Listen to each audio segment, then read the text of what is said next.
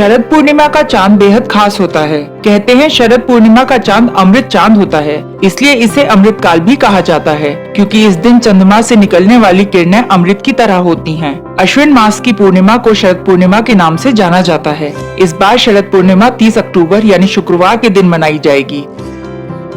शरद पूर्णिमा की रात जो चांद आसमान में दिखाई देता है वो कोई साधारण चांद नहीं होता, क्योंकि इस दिन चंद्रमा 16 कलाओं से युक्त परिपूर्ण होता है और इस दिन का चांद अपनी अमृत वर्षा में समस्त दुख और दरिद्रता को नष्ट करने की क्षमता रखता है।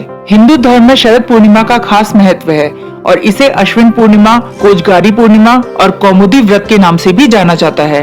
इस दिन चंद्रमा पृथ्वी के सबसे करीब आ जाता है, जिससे इसकी खूबसूरती और भी बढ़ जाती है। साथ ही इस दिन महालक्ष्मी का जन्म भी हुआ था, इसलिए इस रात महालक्ष्मी की पूजा और रात में जागरण करना धन समृद्धि दायक माना गया है। भारत की कई जगहों पर शरद पूर्णिमा के दिन लक्ष्मी नारायण की पूजा की जाती है।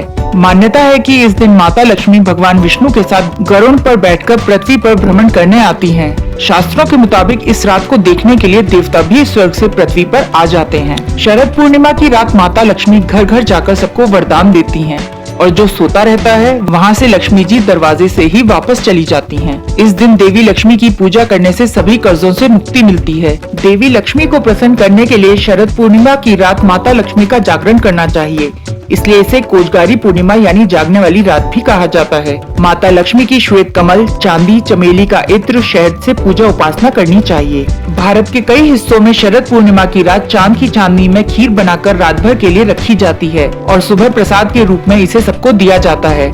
मान्यता है कि खुले आसमान में खीर रखने से चंद्रमा अपना अंश ग्रहण कर लेता है और इसमें अमृत का अंश आ जाता है, जिससे इस खीर में पित्त व कफ के नाश करने की औषधि क्षमता बढ़ जाती है। साथ ही निरोग काया की प्राप्ति होती है और सभी संकटों से मुक्ति मिलती है।